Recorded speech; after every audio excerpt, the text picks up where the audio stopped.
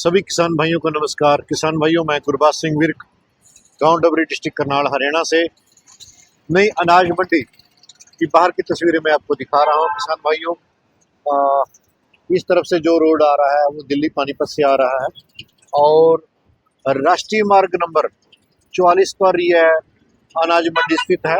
और जो इधर को रोड जा रहा है वो अम्बाला, लुधियाना, श्री अमृतसर द्वार पर हूँ मैं। और आज 7 अप्रैल सन 2026 को मैं वीडियो शूट कर रहा हूँ। मैं मंडी परिसर के भीतर में आपको ले जाता हूँ और कुछ किसान भाइयों, मंडियों के साथ जो आड़तली हैं उनके साथ वार्ता करेंगे। वीडियो को अंत तक जरूर देखें कि किस तरह से जो गेहूं है उसकी तुलाई हो रही है, किस तरह से गेट पास काटा जा रहा है।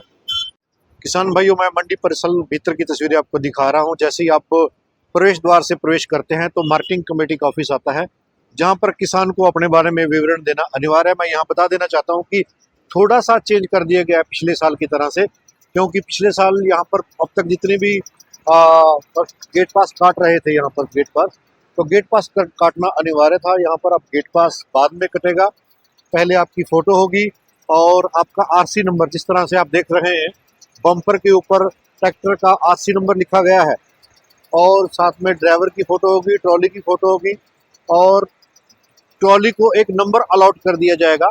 उसके तत्पश्चात आपके बायोमेट्रिक्स होंगे, आपका अंगूठे का निशान या फिंगर का निशान लेंगे। बायोमेट्रिक्स करवाना अनिवार्य है, उसके बिना गेट पास नहीं कटेगा।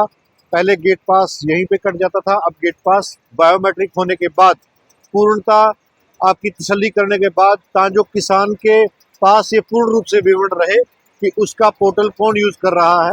ये एक बहुत अच्छी सरल प्रक्रिया को करने का प्रयास किया गया है सरकार की तरफ से।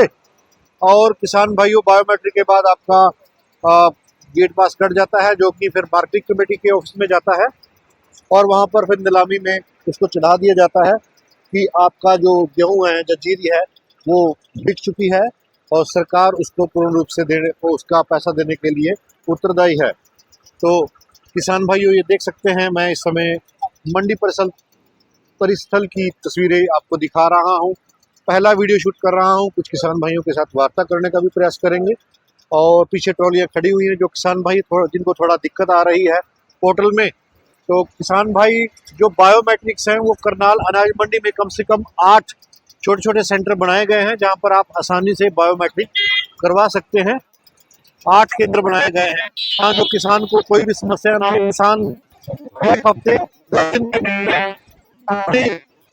गेहूं की फसल यहाँ गिरने के बाद भी बायोमेट्रिक करा सकते हैं, कोई समस्या नहीं है। बायोमेट्रिक कराना अनिवार्य है। आपको यहाँ पर पर्ची दी जाती है, जैसा कि आप देख रहे हैं, पूर्ण रूप से विवरण आपको देना अनिवार्य है। ये फ़ोन पर ही आपकी फ़ोटो काट दी जाएगी, फ़ोटो ले ली जाएगी और फ़ोटो लेकर किसान भाइयों, मैं करनाल न्यूनतम मंडी का आपको परिस्थल दिखा रहा हूँ, जो कि एशिया की बड़ी मंडी के रूप में जानी जाती है। और शेड के भीतर की तस्वीरें मैं आपको शेड के भीतर ले आया हूँ, जहाँ पर गेहूं की आवक का सिलसिला अभी जारी हुआ है। बरसात का मौसम है, आज और कल लगातार बरसात दिखा रखी है। बरसात कितनी पड़ती है उसके ऊपर, वो भगवान के ऊपर निर्भर करता है। लेकिन जो ढेरियाँ सूखी हैं उनमें तोल लगा हुआ है, जो गीली हैं उसको बिखेर दिया गया है, उसमें हवा वगैरह निकलेगी। आप देख सकते हैं कितनी ट्रॉलियाँ हैं, सारी शेड के भीतर रखी गई हैं। गेहूँ सारा शेड के भीतर रखा गया है। और कुछ किसान भाइयों के साथ मैं यहाँ बता देना चाहता हूँ कि करनाल में पंखा लगने का पंखा नहीं लगता है। पलटे के ऊपर ढेरी जीरी भी, गेहूँ भी आप देख सकते हैं, पलटा लगता है। पलटे के साथ जो इसकी साफ सफाई की जाती है, उसके बाद इसमें तोल लगाकर इसको भरा जाता है और पंखा लगने की सुविधा यहाँ पर नहीं है। अगर कोई बहुत डेयरी में कबाड़ ज़्यादा है, वहाँ पर पंखा लगना अनिवार्य हो जाता है। ये एक बड़ी ढेरी है, किसान की आई हुई है और सूखी ढेरी है, बहुत बड़ी, आप देख सकते हैं। और उत्पादन भी देखते हैं कितना आया है। किसान भाइयों के साथ वार्ता करने का प्रयास करते हैं। गेहूं की आवक करनाल मंडी में, मैं बता देना चाहता हूं कि एशिया की बड़ी मंडी के रूप में जानी जाती है। करनाल अनाज मंडी नेशनल हाईवे 44 के ऊपर स्थित है। बाहर की मैंने तस्वीरें आपको दिखाई हैं और मैंने आपको मार्केटिंग कमेटी का ऑफिस भी दिखाया कुछ किसान भाइयों के। किसान भाइयों, मैं आपको एक अन्य शेड के भीतर की तस्वीरें दिखा रहा हूँ। मेरा आप सभी से अनुरोध रहेगा कि जो किसान भाई गेहूँ कटवा रहे हैं वो जल्दबाजी ना करें। बहुत सारे किसान भाई जो गेहूं कटवा कर लेके आए हैं वो बरसात के डर से, क्योंकि आज और कल जो बरसात दिखा रखी है 7 और 8 तारीख की, उसके डर के कारण हार्वेस्टिंग करके लेके आ रहे हैं। और जो गेहूं में नमी है वो पर्याप्त मात्रा से अधिक है।